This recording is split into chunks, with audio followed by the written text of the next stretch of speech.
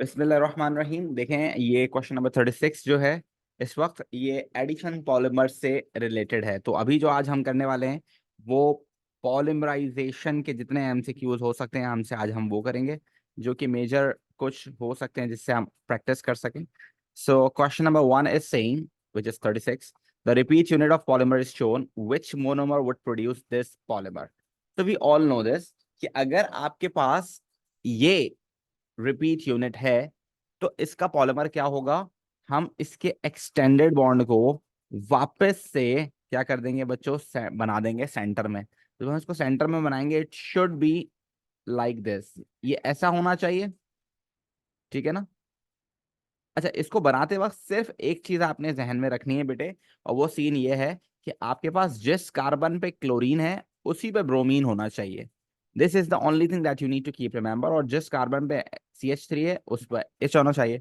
अब इसको अगर आप चाहें तो आप नीचे से ऊपर और ऊपर से नीचे ड्रॉ कर सकते हैं, उसका मसला नहीं है, लेकिन आप राइट एंड लेफ्ट पे शिफ्ट नहीं कर सकते, वो फिर गलत हो जाएगा। ठीक है, so which one is the right answer, आप देखें जो CH3 है उसके साथ H लगा हुआ होना चाहिए और Br के साथ क्लोरीन लगा हुआ होना चाहिए, that is the right option A. उसके अलावा अगर आप देखें तो देखें ब्रोमीन और क्लोरीन अलग अलग कार्बन पे हैं, दैट इज रॉन्ग। क्लोरीन और ब्रोमीन अलग अलग कार्बन पे हैं, दैट इज रॉन्ग। ब्रोमीन और क्लोरीन अलग अलग कार्बन पे हैं, that is wrong. So the right answer is a. ठीक है, आप लोगों को ये याद रखना है। देन हाइड्रोलिसिस हमारे सिलेबस से रिमूव हो गया है, लेकिन बेसिक सी बात है हाइड्रोलिसिस की जो कि आपको पता होनी चाहिए। Hydrolysis of R macromolecule gives a mixture of amino acid. So if you talk about amino acids, so amino acids are monomer for the protein structure. ठीक है, तो आप अमीनो एसिड को पॉलिमराइज करेंगे तो आपके पास प्रोटीन बन जाएगा, और अगर प्रोटीन को हाइड्रोलाइज करेंगे then it would be amino acid to be formed. ठीक है भाई, so the right answer for this would be D, ये डेफिनेटली प्रोटीन होगा। और इसी तरह से अगर आपके पास सिंपल शुगर होती तो सिंपल शुगर को अगर आप क्या करेंगे, पॉलिमराइज करेंगे, so there would be a fat और carbohydrates to be form, right. और स्टार्च, ये जो सारी एग्जांपल्स हमने पढ़ी थी एस्टर्स की, वो पॉलीएस्टर्स की, और अगर हम इसको ब्रेक करेंगे तो वापस से हमारे पास सिंपल शुगर बन जाएगा as a monomer. So you need to keep remember this. Then later on we have question number 38, polymer Z has a structure shown. These four statements can be used to describe this polymer: addition polymer, condensation polymer, polyamide, and polyester. Which two terms can be applied to this polymer? So we know this, we have two types of polymerization. If we talk about polymers, so we have two types of polymers. Number one, we have addition polymers, and these addition polymers can only be formed by carbon-carbon double bond. So if the chain is continuous in the terms of carbon, like this, only the carbon are the main part. For suppose ऊपर नीचे क्या लिखा हुआ, we don't care, ये वाला part carbon पे बना हुआ होना चाहिए। तो अगर ये सिचुएशन है तो फिर वो एडिशन पॉलीमर होगा। और अगर दूसरा कंडेंसेशन पॉलीमर हो सकता है, और कंडेंसेशन पॉलीमर जो होगा वो कैसा होगा बच्चों, उसके अंदर आपके पास या तो एस्टर लिंकेज पाया जाएगा या तो उसके अंदर एमाइड लिंकेज पाया जाएगा, तो that would be condensation polymer. So you all can see this कि यहाँ पर इस वक्त हमारे पास मौजूद है बच्चों क्या, एमाइड लिंकेज मौजूद। क्या है हमारे पास यहाँ पर, amide linkage. So it must be amide linkage and condensation polymers, that should be 2 and 3 would be the right answer, C। ठीक है भाई, इसका राइट आंसर क्या होगा, 2 and 3। इसी तरह से अगर हम आगे चलें तो हमारे पास एक और एमसीक्यूज है। पॉलीमर के एमसीक्यूज आमतौर पे बहुत आसान होते हैं, लेकिन उसके लिए बेसिक इन्फॉर्मेशन का होना बहुत जरूरी है आप लोगों के पास। P is a polymer that has 6 carbon atoms in each monomer. एक मोनोमर में 6 कार्बन है, which is which it was formed, जिससे ये बना है। It's not polyester, was formed using condensation polymerization। ठीक है, तो भाई अगर ये पॉलीएस्टर नहीं है, देखें दिस इज पॉलीएस्टर, है ना भाई, वो कह रहा है दिस इज नॉट पॉलीएस्टर, तो इसका मतलब है ए तो आंसर नहीं हो सकता। और वो कह रहा है कि इट इज यूज और it is formed by the condensation polymerisation. तो अगर मेन चेन में अगर आप इसकी देखें, इसकी जो मेन चेन है उसके अंदर कार्बन है, तो इसका मतलब ये एडिशन पॉलीमर है, तो ये भी आंसर नहीं हो सकता। तो आंसर कैन बी बी और सी only, right? But this statement will give you the right answer. They are saying has 6 carbon atoms in each monomer। तो ईच मोनोमर निकालने के लिए हम क्या करते हैं, जो यहाँ पर लिंकेज है उसको ब्रेक डाउन कर देते हैं। तो here we have amide linkage, तो हम इसको ब्रेक डाउन करते हैं इस तरह से, ठीक है ना। तो ये आ गया आपके पास ईच लिंकेज, ठीक है ना, दिस इज ईच लिंकेज, ये एक लिंकेज आ गया, और ये आ गया आपके पास दूसरा लिंकेज। ठीक है भाई, दीज आर ईच लिंकेजेस। फिर इसी तरह से यहाँ पर भी हम ये एमाइड लिंकेज तोड़ देते हैं, और हम देख लेते हैं, ये आ गया आपके पास ईच लिंकेज यहाँ पर, ठीक है, एक ये लिंकेज आ गया और एक लिंकेज आपके पास ये आ गया। अब देखें ये दो मोनोमर हैं डिफरेंट, अब आप फाइंड आउट कर लें कि किस में 6 कार्बन मौजूद है ईच में। तो देखें 1 2 and 6, there would be 8 and 6, ठीक है ना। आप यहाँ देखें 1 2 और 4 6 और ये 6, तो दोनों तरफ 6 जो हैं वो एक्चुअल में सी में है। तो the right answer for this MCQ would be C. फिर दोबारा से हमारे पास एक और एमसीक्यूज है जो कि एडिशन पॉलीमर्स, मुझे साफ नजर आ रहा है क्योंकि मेन चेन में कार्बन नजर आ रहे हैं। So the diagram shows the structure of monomer used to make polymer, और एडिशन पॉलीमर हमेशा एल्कीन की वजह से बनते हैं। So you can see this कि यहाँ पर एल्कीन मौजूद है। What is the structure of the polymer? Simple as this कि आपके पास अगर दोनों तरफ हाइड्रोजन यहाँ मौजूद है, अगर मैं इसको हटा दूं तो इट सीम्स लाइक दिस, और अगर आप ये वाला बॉन्ड तोड़ोगे सो एक्सटेंडेड बॉन्ड बनेगा और इसी चीज को आप बार बार रिपीट करोगे, ठीक है भाई। तो ये आपने देख लेना है कि रिपीट यूनिट जो है उसके अंदर जो 2 कार्बन है उसके एक ही कार्बन पे 2 कार्बन है और 2 तरफ हाइड्रोजन है। So this would be the right answer, दोनों तरफ हाइड्रोजन और दोनों तरफ कार्बन, दोनों तरफ हाइड्रोजन और दोनों तरफ कार्बन, फिर रिपीट होता जा रहा है, ये एक रिपीट यूनिट, ये दूसरा repeat unit, that would be the right answer, ठीक है। यहाँ देखें तो उसने कार्बन जो है इस तरह से लगा दिए हैं पैरेलल, जो कि डेफिनेटली गलत है। यहाँ देखें तो उसने ऐसे लगा दिए हैं कार्बन, विच इज रॉन्ग, ठीक है ना। हमारे पास एक ही कार्बन पे ऊपर और नीचे मिथाइल है, और जबकि उसने यहाँ पर एक एडिशनल मिथाइल की ब्रांच लगा दी, which is also wrong. Simple as this, आपको ये पता होना चाहिए कि आप डबल बॉन्ड हटाओगे और इस ही स्ट्रक्चर को 2 मरतबा कॉपी पेस्ट करोगे, सेम स्ट्रक्चर को 2 मरतबा कॉपी पेस्ट करोगे without double bond, same structure को 2 मरतबा कॉपी पेस्ट करोगे without double bond and then connect, and this is extended bond. तो दिस इज द स्ट्रक्चर। अगर आप इसका नाम रखना चाहें तो आप देख सकते हैं कि what is the structure actually. ये आपके पास है प्रोपीन, ठीक है ना। अगर आप देखना चाहें तो आप कैसे दिखा सकते हैं, आप सिर्फ एक चीज को देखें, यानी कि एक रिपीट यूनिट को, एक रिपीट यूनिट में 3 कार्बन है और एक ब्रांच है, तो इस हिसाब से इसका नाम होना चाहिए पॉली मिथाइल प्रोपीन, राइट, इसका ये नाम होना चाहिए। खैर नाम से कोई फर्क नहीं पड़ता अभी फिलहाल, आगे चलते हैं। 41. The table gives some statement about some macromolecules. Fat contains the linkage, ester linkage, that is right. Protein contain this linkage, and which is amide linkage, this is also right. Then polyethylene is made by addition polymerization, that is right. Ethene is alkene, और polyethylene का मतलब है कि addition polymerization से ही बना होगा। Terylene, जो कि हमारे सिलेबस में अब चेंज होकर पैट के तौर पर आ गया है। Fat is made by condensation polymerization. This is also right. Starch can be hydrolyzed to form simple sugar. Protein can be hydrolyzed to form simple amino acids. Terylene is a natural occurring. No, terylene, which is PAT, right? हमारे syllabus में जो नया वाला है वो PAT है। तो PAT is actually condensation polymer, which is artificial. ठीक है? Nylon is man-made. That is right. So which pair of statements are correct? इनमें से कौन सी स्टेटमेंट सही हैं? All 3 statements are right except the 4th one. उसमें दोनों सही नहीं है, सिर्फ और सिर्फ आपके पास एक मानी सेकंड वाला पार्ट सही है, ठीक है भाई।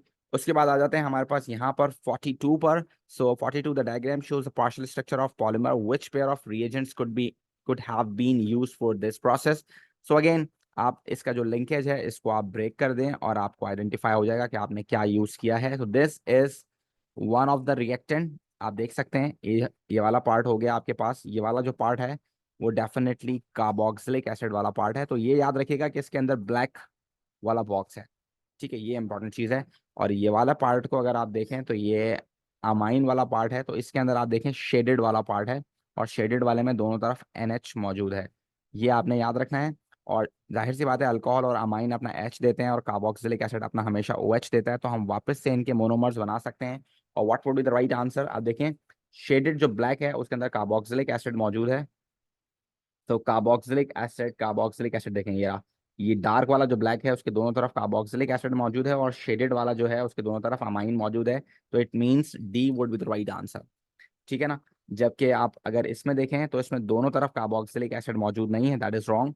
इसमें दोनों तरफ कार्बोक्सिलिक एसिड मौजूद है लेकिन इसमें दोनों तरफ अमाइन मौजूद नहीं है, तो दिस इज रॉन्ग, ठीक है भाई। तो इस हिसाब से D would be the right answer. And here we have last 2 MCQs for this chapter. Which of the following is not condensation polymer? So we know this condensation polymer is always when we have esters or we have amide linkages to be formed. while addition polymerization is always like it's all about alkenes.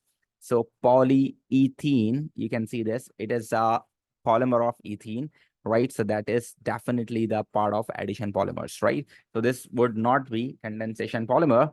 Then fats, carbohydrates and proteins all contain which chemical elements? देखो fats के अंदर होते हैं आपके पास ester linkage ना, तो ester linkage के अंदर कार्बन आपके पास होता है, और साथ साथ आपके पास क्या होता है इसके अंदर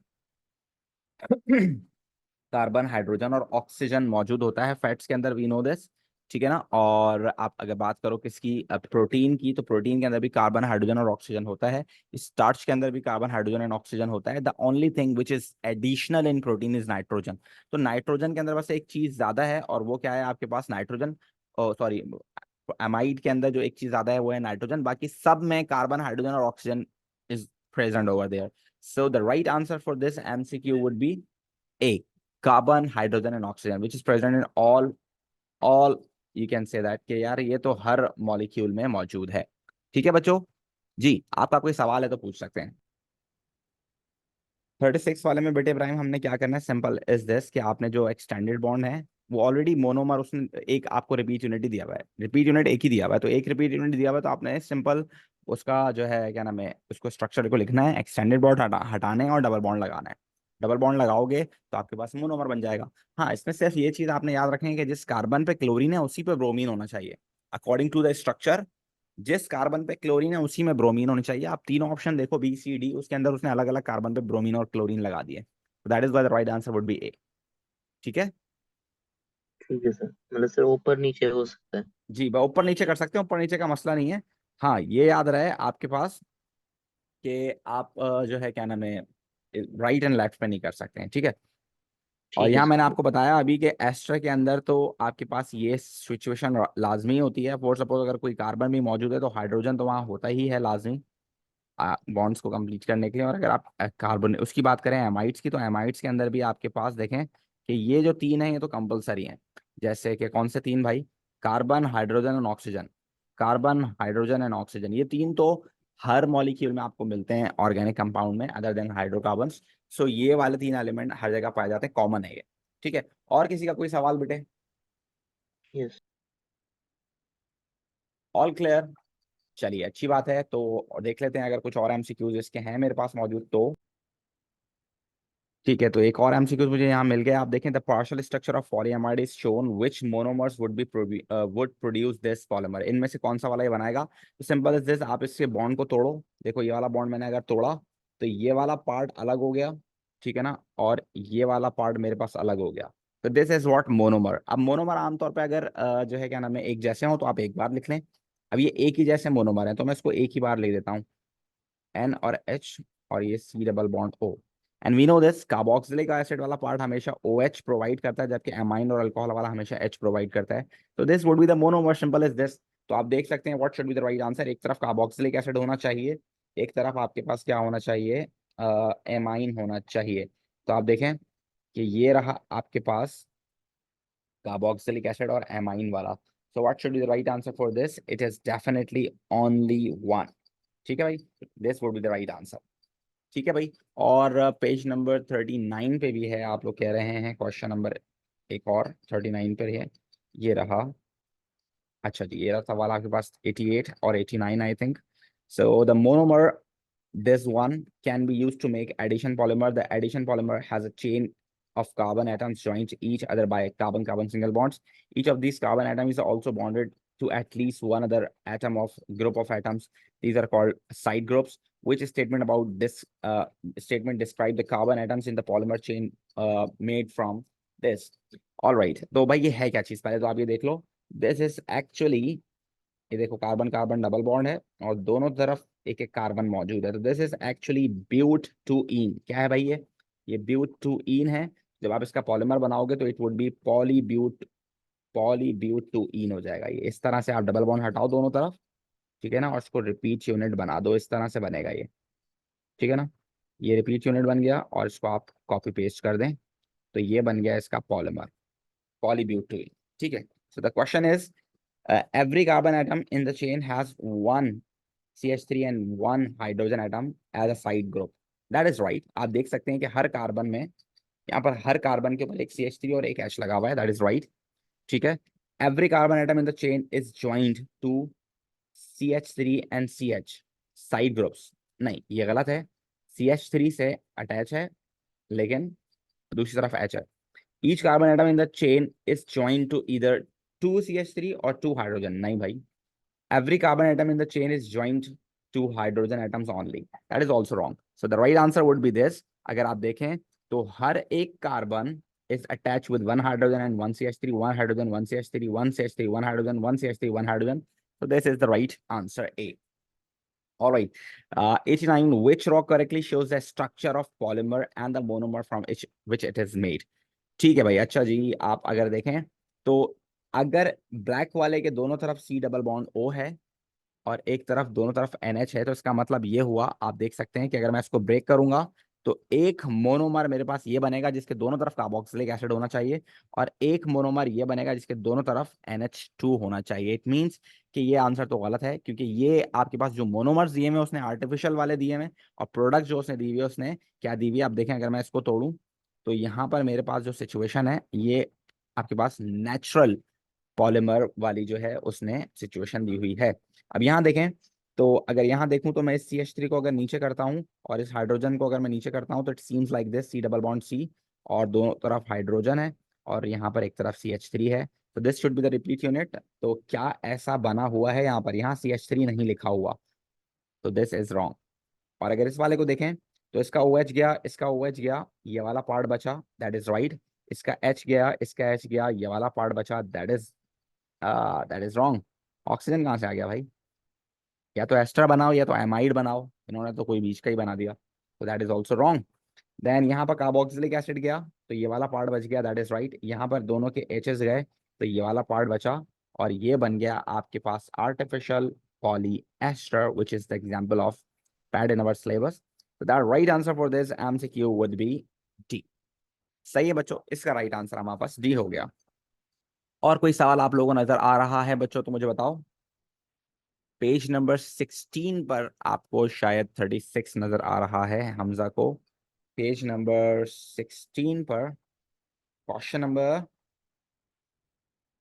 36। 36 तो हमने कर लिया ना, वैसे भी हमने कर लिया है ये। तो आप देख लें क्या लिखा हुआ है ये दोबारा से। Polymer X is an addition polymer, the monomer use to make X is but 1 ene. Polymer Y is a condensation polymer, the monomer use to make Y is di ethanol, di alcohol, ethane diol है, और ये है आपके पास carboxylic acid. तो ये है di propane propane dioic acid. ठीक है भाई। So which statement about X and Y is correct? The repeat unit for X। अच्छा जी, पहली बात तो आप ये देख लो कि यहाँ पर हमें पॉलीअमाइड और पॉलीएस्टर के फॉर्म में दिया हुआ है। तो जब कार्बोक्सिलिक एसिड और अल्कोहल आपस में मिलते हैं तो पॉलीएस्टर बनता है। सो एक बात तो हमें ये क्लियर है कि पॉलीमर Y जो होगा वो पॉलीएमाइड नहीं होगा, वो हमारे पास पॉलीएस्टर होगा। So the right answer can be B और डी।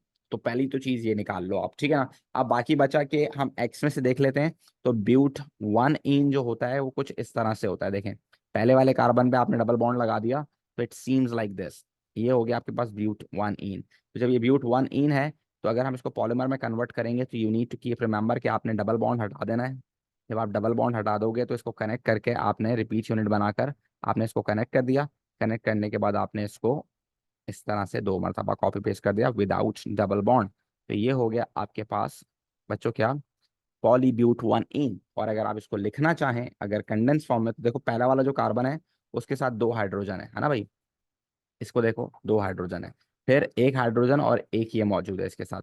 तो फिर मैं क्या लिखूंगा भाई, CH और CH2 CH3। अगर आप ऐसे लिखना चाहें ऐसे लिखें, अगर आप डायरेक्ट लिखना चाहें तो C2H5 भी आप लिख सकते हैं, आपकी मर्जी है। तो this would be the polymer and the right answer for this definitely would be D. सही है। और पेज नंबर 82 पे कह रहे हैं आप क्वेश्चन नंबर 22। 82 पे तो 82 82 82 भाई, 82 पे आ गया आपके पास क्वेश्चन नंबर 22। यस, ये भी हम कर चुके हैं लास्ट क्लास में। आप देखें which type of reaction could be use in the polymerisation of ethene. तो इथीन डेफिनेटली एल्कीन है, तो इसके लिए आप एडिशन पॉलीमराइजेशन ही यूज करोगे। ठीक है। तो ये सारे सवाल थे पॉलीमराइजेशन के जो कि आपको पता होना चाहिए। मेरे ख्याल से अब और मजीद कोई सवाल नहीं रहता है, और मेरी बात को सेकंड कर रहे हैं हमजा कि बिल्कुल ऐसी है सर। ठीक है, तो this is all about polymers that you need to keep remember. आपका कोई और सवाल है तो आप लोग मुझसे पूछ सकते हैं पर्सनली, अगर कोई भी सवाल है तो आप लोग पूछ सकते हैं। Any question from your side बच्चों? नो क्वेश्चन, माशाल्लाह, very good, very good, all right.